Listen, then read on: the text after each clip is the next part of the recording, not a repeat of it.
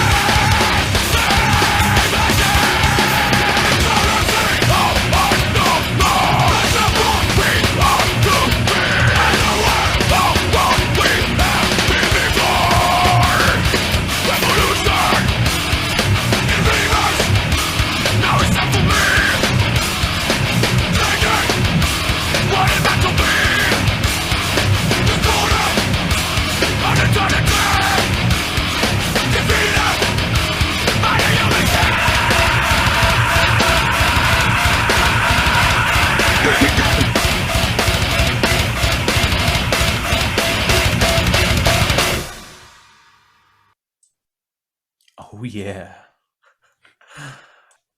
When we were prepping for this episode, you know, I love Meshuggah, and I was like, okay, if we're gonna do a Meshuggah track, we can't talk about rhythm. I mean, we can. It's not off limits, but But that's we're sort not of what going. everybody talks. What's that? But we're not going to. Yeah, not much. I mean, if we do, we're not gonna focus on it.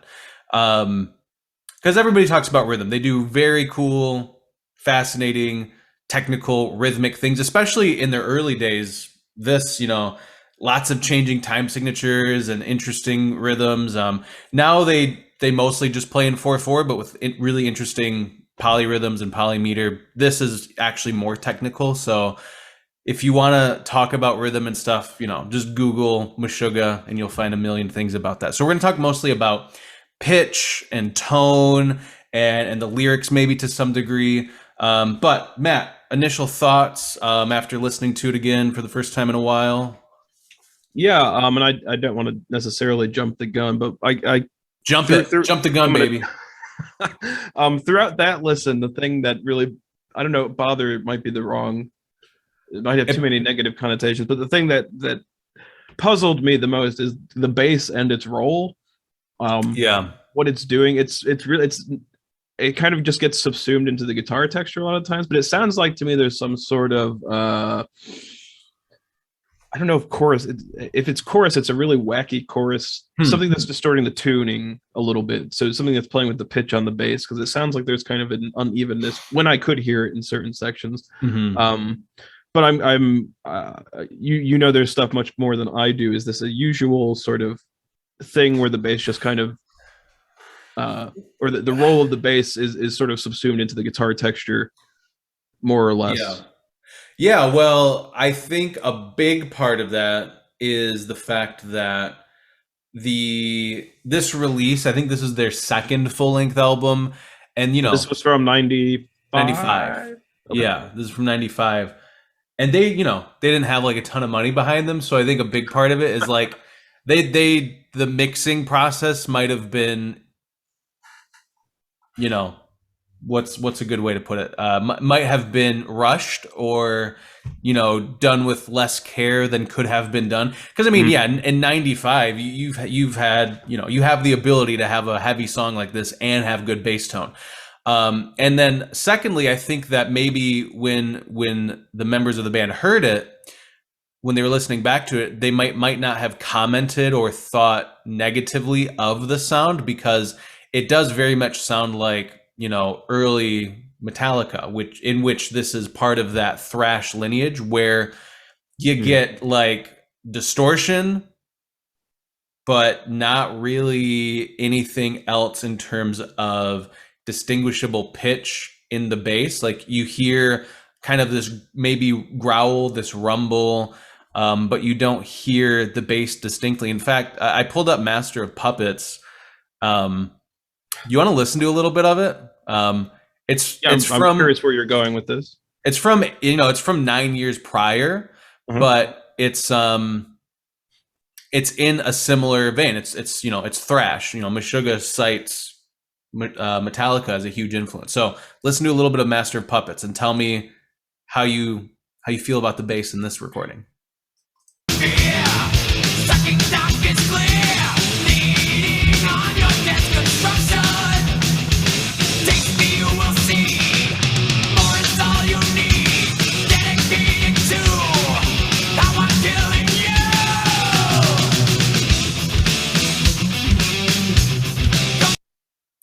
I mean, for me, when I try to hear it, I can, but all I really hear is like a pick attack and not much else.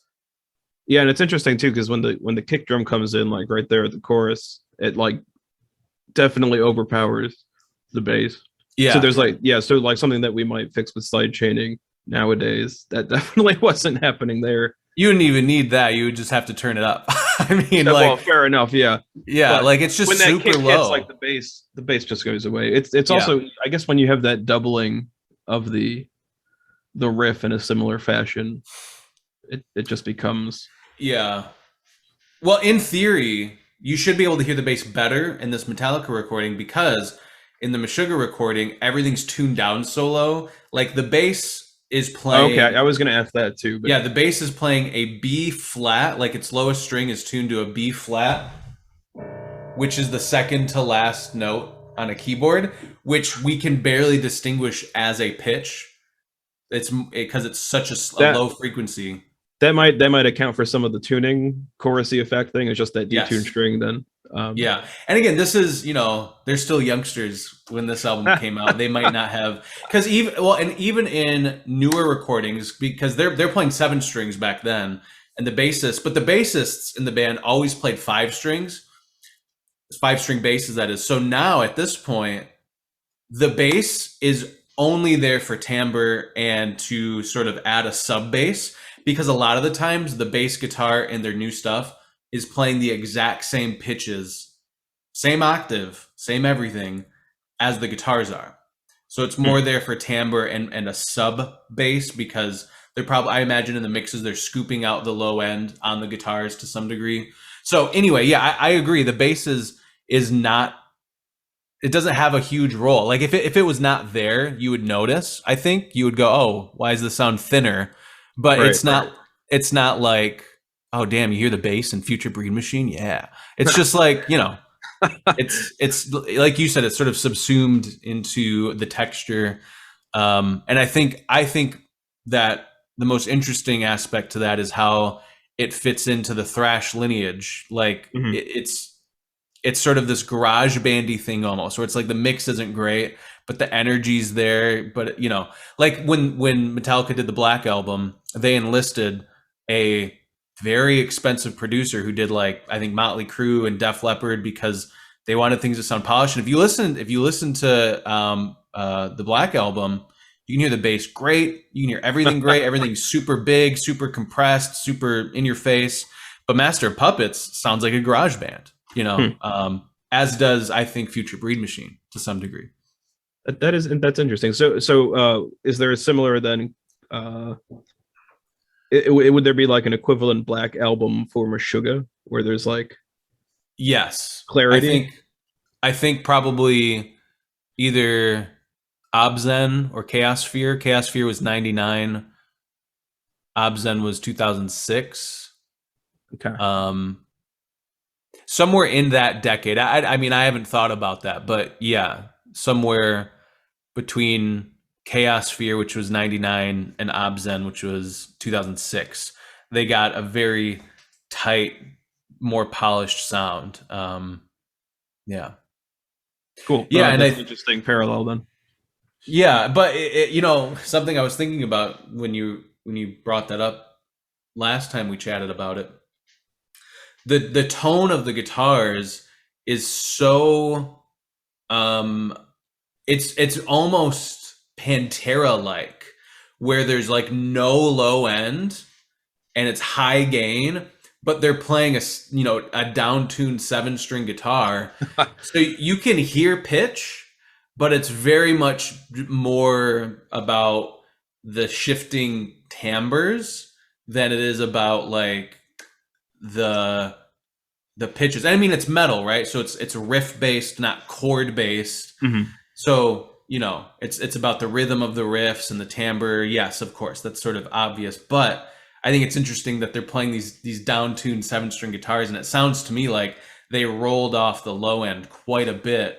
Um, I could be wrong, but that's kind of what it sounds like. It's hard to tell because the obviously the bass goes and kind of fills in that space that's being carved out Yeah, in the guitars. I thought the other way actually. I thought the high end was being rolled off, I think it's actually, there's or probably, there's like a divot somewhere in like the I think it probably looks like this. I think there's probably like no low end, lots of high end rolled off. So it's all like mids. And that's really like the Dimebag Darrell guitar sound, where right. you have the guitar like this and then the bass kind of like this, right? Where the bass has like no mids. So all you're hearing is like low tones and pick on the bass, right? Right, and which gives you that woofy thing Yeah, that's like, going on. let's see. Like in Walk by Pantera, I think that's a good classic example. That guitar, it's like this, man. Yeah, bass, you can hear that pitch.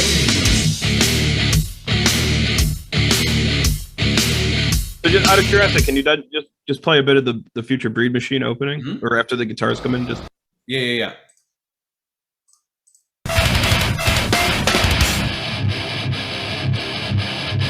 Pretty similar. Pretty similar, yeah.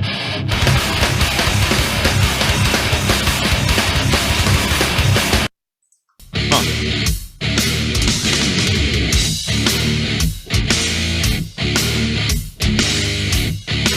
That's the Pantera now? Yeah. Okay. So yeah, the Pantera is definitely a higher end mix because there's just more clarity. yeah, certainly. Well, and the drums are less bombastic. Yeah, right. Yeah, Pantera is not really a thrash band, but the guitar tone made me think of the comparison there. Yeah, no, then that's definitely really clear to hear, which is cool. But yeah, I think you're right. Probably some of the detuned stuff you're hearing in the bass is just from the wobbling low bass string, just doing it, holding on for dear life. Like, oh, I'm trying to play a B flat over here, but it's just flailing in the wind. Yeah. That also, I mean, so are they playing with a pick then, the bass player? Yeah. I mean, okay. They've had two bassists, and both of them, when I've seen the like live performances on YouTube, both bassists I've seen use a pick, which is good because, you know, again, otherwise, you know, it would definitely just be like sub bass and nothing else. The pick allows for some of those higher timbres to come through.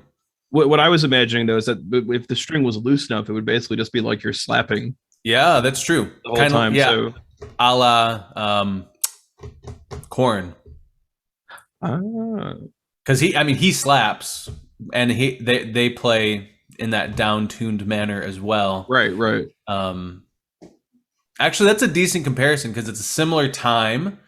Like 95 is, I think 94 is when Korn's first album came out, and the bass really served a purpose of like the same purpose that like a synth bass might in a hip hop beat, where it's just like adding low end, but it's not like, oh, there's a bass line necessarily. So we're kind of getting into talking about pitch. So let's just dive right into that. So we listened to the song, had our guitars out, playing along. We determined that the pitch collection that's being used is a mode of the harmonic minor scale, and specifically modes of the F harmonic minor scale. And what's cool is they're kind of going back and forth between the fourth mode and the fifth mode of the harmonic minor scale. So let me just briefly explain what that means. So an F harmonic minor scale is going to be F, G, A flat, B flat, C, D flat, E, back to F. So anytime, 99% of the time that somebody says a mode of something, that refers to retaining the notes, but changing the starting pitch and, in theory, changing the tonic, the note that feels like the one that all the other pitches are revolved around. So like if you play a C major scale, C, D, E, F, G, A, B, C, and you change the starting pitch to be on D, so D to D, then it becomes a different mode. So F harmonic scale, the fourth mode of the F harmonic minor scale, that would be starting on B flat with the same notes. So that would be B flat, C, D flat, E, F, G, A flat, back to B flat. So that sounds like this. And then the fifth mode, starting on C, would sound like this.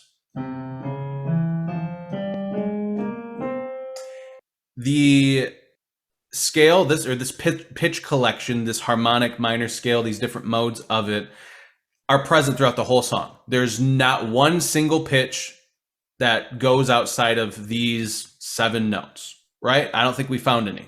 I don't think we did. Now, unless you count some of the weird detuned things. Yeah, right. There's some tuning issues in both the bass and the voice. Because so he's doing some pitched screaming. The guitarists are doing like some background vocals, and for the most part, they're actually pitched. Sometimes it's really hard to tell because the lead singer just sounds like a cement mixer, and so it's sometimes hard to pick out a pitch. But most of the time there is a pitch, and they all fit nicely within the harmonic minor scale, the F harmonic minor scale, and the fourth and fifth modes of that. So it's pretty cool that they do that, in like even a Metallica tune, which again, Metallica is a big influence on Meshuggah. In a Metallica tune, there's a lot of blues influence in there. So even in like a guitar solo in a Metallica song, you're gonna hear some of the chromatic inflections that you would hear in a blues melody. You don't get any of that in this Meshuggah song. This is just like a battering ram, just hitting you in the chest over and over again until the song's over. All just these pitches, nothing else. And the way that they kind of use this pitch collection to create a distinctive form that, the different sections that have different feels, etc., is kind of the vacillation between those different modes, having the B flat kind of be the tonic, and then having the C kind of be the tonic. And just to jump in to clarify this, so one of the main reasons you're calling this mode 4 and mode 5 is that that's kind of where the guitars gravitate to in different sections. Is that correct? Yeah. So typically, in any given section, you're going to have either the B flat, which is the open low string on both the 5-string and 7-string guitars, the 5-string bass and 7-string. That's the open lowest string on each instrument. And there are sections where that is sort of always the primary note that's either always fallen into, or just repeated chug chug chug chug on that B flat, right? But there's other sections, and in fact more sections, where it's the second fret power chord. So you have the C power chord, C, G, C power chord, where again, either you're getting this sort of pedal point on that C, or the riff is kind of revolving around it. Does that kind of make sense? Mm-hmm. Yeah, no, thanks for helping me clarify that. So, well, because I'm looking at, and I'm thinking about what we just listened to. There's kind of that weird opening. I'm assuming it's a guitar rather than a synthesizer, but it's kind of like, well, he's using a synth pedal hooked up to a vocoder, I believe. So he's like that weird like woo thing that kind of it. Yeah, because he just plays the note. I've watched live videos. He plays that like tritone or major seventh, I forget what it is, but he plays that interval and he just holds it, but with his mouth's going wow wow wow wow. So that's and he uses that in the guitar solos as well. So that's how he's getting that really distinctive timbre in those. Can we listen to that again? Yeah, the opening or from the opening. Yeah.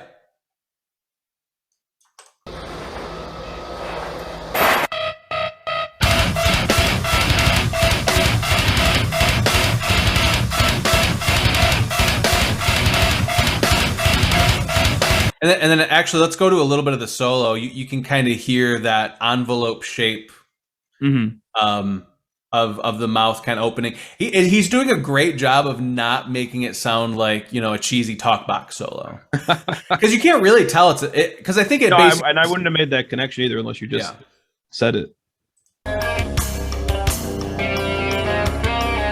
Actually, you hear that you can't hear a pick attack on most of those notes. Let me back it up a little bit.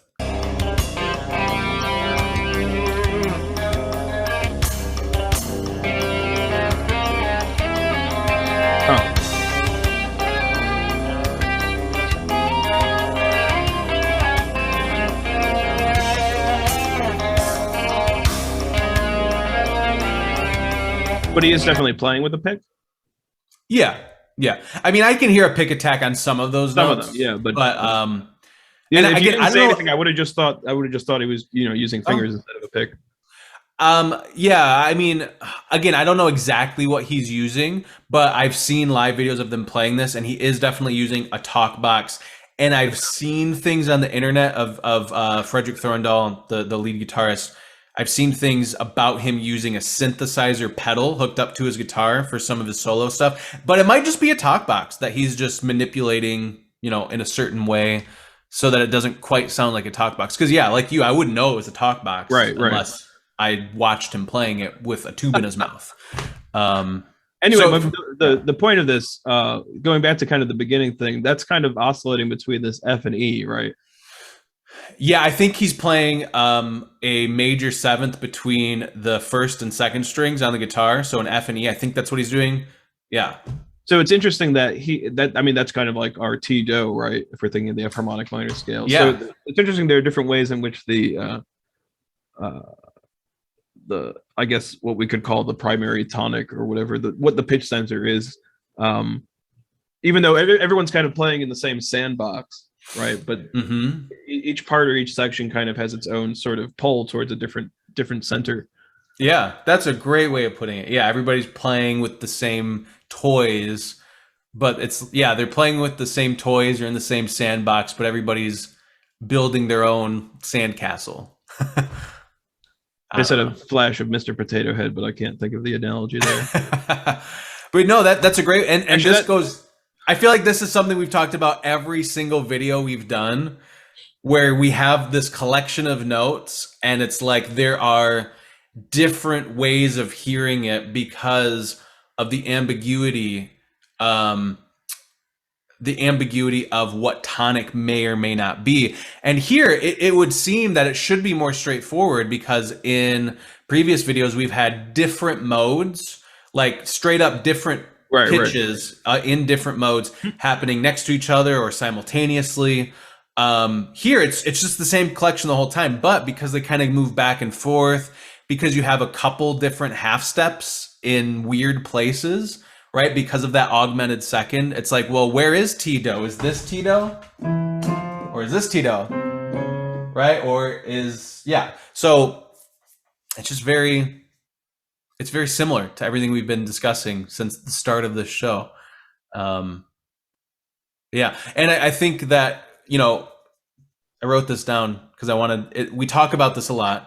It's worth mentioning because what this is doing for us and for you, the viewer, hopefully, is offering different listening experiences, a variety of listening experiences. You could listen through once to this song and just think about the rhythm. There's tons of cool stuff going on with the rhythm. You could listen through again and just listen to the guitars and notice like, oh, I think, here C is tonic, then here B flat is tonic, et cetera, et cetera. You could listen to just the voice. There's, the voice has different pitches that it sits on for long periods of time over different sections. So that's why we talk about that a little bit more. Yeah. I'm not sure how much you want to flesh out about it in terms of the actual pitch content. Yeah, but, I mean, it's all within modes of the F harmonic minor scale. In sort of the first section, the verse / pre-chorus, he sings just an E and an A flat. That's it, E and A flat. During the chorus, he sings just A flat and F. And, each section, he kind of has like a couple notes that he sings and that's it. And so that kind of helps move you through the form as well. Like, okay, this section has this stuff going on. This section has this stuff going on. I don't know. What do you think about how the notes he's choosing affects the listening experience? I think we picked out 4 different, if I'm reading our notes correctly. There are 4 different kind of pitches he or the other guitarist. Yeah. Right. E, A flat, F, G. So he's sitting pretty squarely. What I find interesting about that, because he's not singing a B flat and he's not singing a C. Yeah, he's not singing either of the tonics that I said could be tonic. Right, which would be in the guitar. But what I do find interesting is that his last scream that he screams, whatever, is an F. So kind of like he's ending on do, but that do might be different from the... I don't even know. So can we go to that last scream? Yeah, and again, this goes back to listening experience, right? Because if you have an ear that is attuned to these kinds of things, you could hear that last scream as do. I mean, it's the voice. It's the thing that the human ear is most drawn to, right? So Yeah, that's a really good And, well, and observation. it looks like we have an E written before that at the end of that last chorus. Yeah, so right before that But he's I'm singing E and A flat. And I mean, even if I play those notes in order,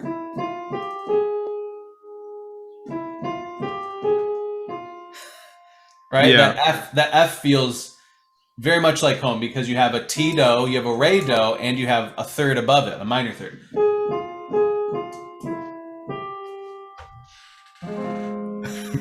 Could you imagine in a Meshuggah song? But yeah, let's go. Let's try to find the end ish of the song where he screams that F. I'll try to go to a little bit before that so we can hear Maybe some of the different pitches. the A flat and Yeah. E getting into that.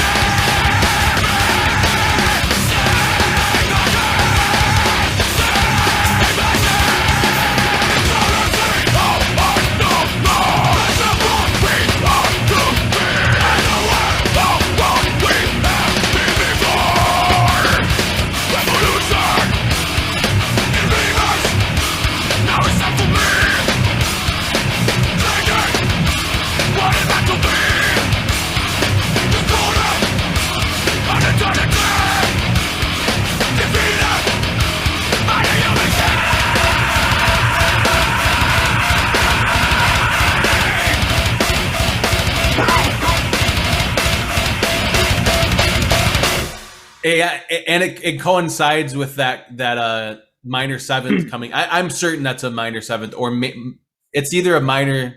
Sorry, it's either a major seventh or a minor second. It's hard to tell, but Yeah. that coincides. So you're getting him screaming an F with that F and E, which is cool. So he's right before that. He's basically he was on E for a long time until that Tito. last. Yeah. It's basically Mozart. I mean, Meshuggah is not that interesting. It's just Mozart. Do a Shankarian analysis of this. Oh boy. I mean, oh boy. I mean, okay, the pitch collection of the voice. Oh yeah, we have 3, 2, 1 with a 7. Although, I mean, you can make anything a Shankarian analysis if you try hard enough. Anyway, we're not going to get into that. We're not going to do that. So one thing that I wanted to mention that I literally just noticed right before we started recording, and then in the listen, because I actually looked up the lyrics. So essentially, the song is called Future Breed Machine, and it's actually the theme of this song is very similar to the theme of the latest single from their most recent album, which is basically like this existential fear of machines or AI taking over. I mean, this song, I guess, 3 years before The Matrix, but it's a very similar thing to that, where it's like machines make copies of our bodies and just use us to kind of be part of this machine. Obviously it's a social commentary. They're not necessarily literally talking about that, but anyway, so what's really cool is that the way that the lyrics are set are pretty off the wall, because so the drummer writes almost all of the lyrics for the band. Not always, but he writes most of the lyrics. He wrote these lyrics. And right before, I'm going to play this so you can kind of hear what I'm talking about, but right before the guitar solo, here are the words that are sung. Another thousands fake that obey to the circuit skin to vacuum.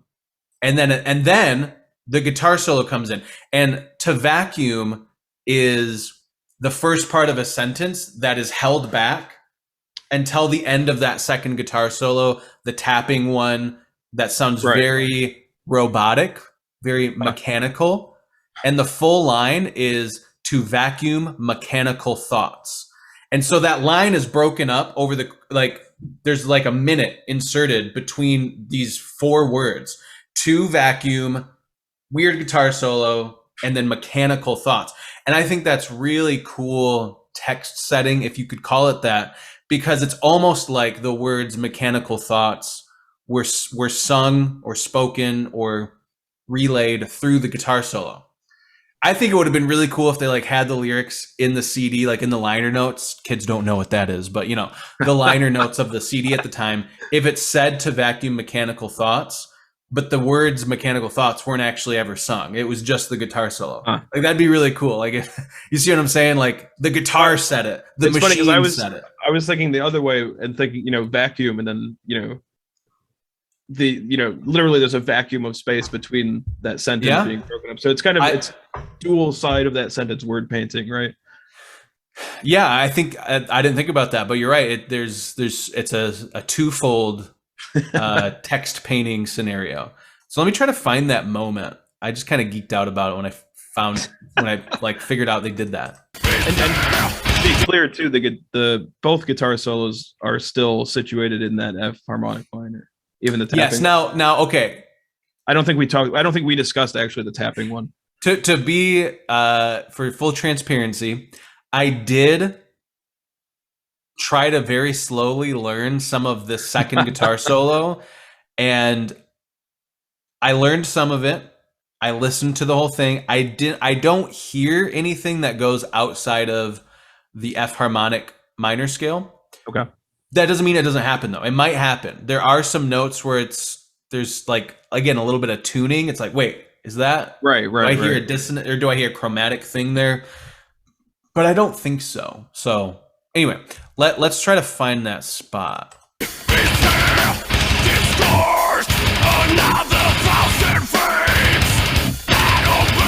Yeah. So this is it. So another 1,000 fakes, meaning so before that's referring to like the empty human bodies that are going to be taken over by machines. So the line is another 1,000 fakes that obey to a circuit skin to vacuum mechanical thoughts. So the new world of thoughts, no more doubts. The new way is there, discourse, another 1,000 fakes that obey to a circuit skin to vacuum.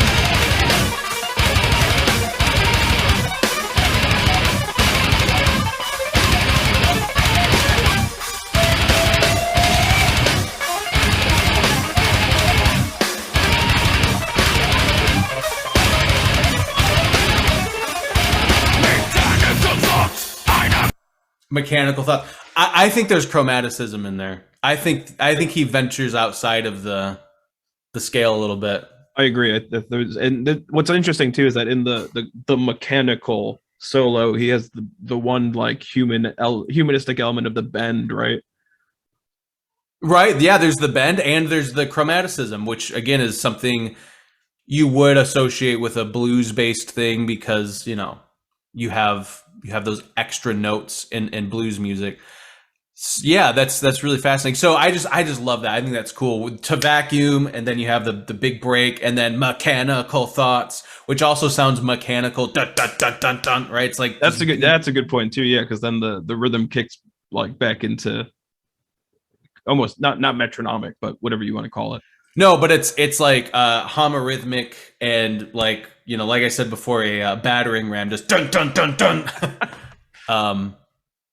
Let's listen to that one more time.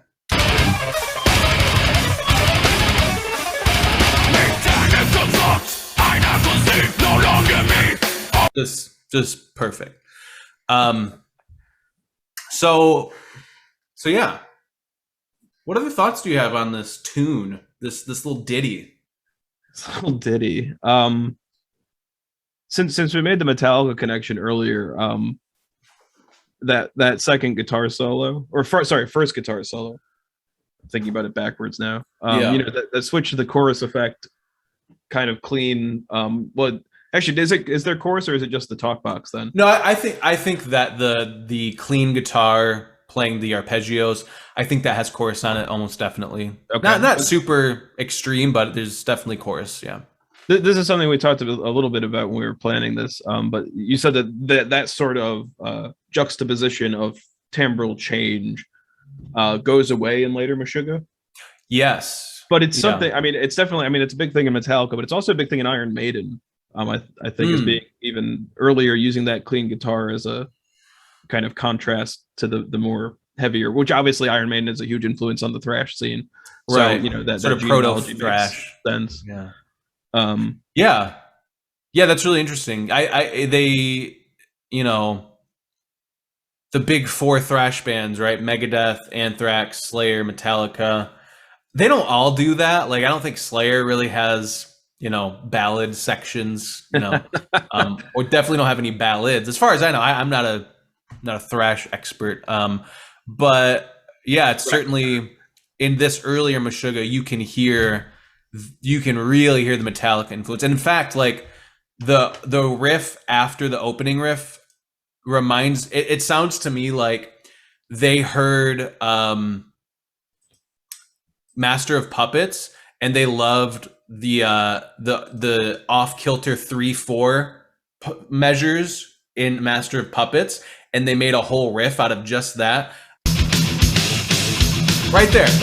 I landed right on it. That da da da da. That half step from 3rd fret to 2nd fret power chord is exactly what this riff is. Like, it's just that 2 to or that 3, that 3rd fret to 2nd fret power chord. And they just made a whole riff out of that one moment in the Metallica song. It's like sampling, but with metal. Yeah, I mean, and yeah, that those clean sections go away in Meshuggah, in Chaos Sphere. They go away for a few albums. They happen elsewhere, but the songs and the overall albums that they put out become more and more of just a battering ram of like 60 minutes of music just punching you in the face the whole time.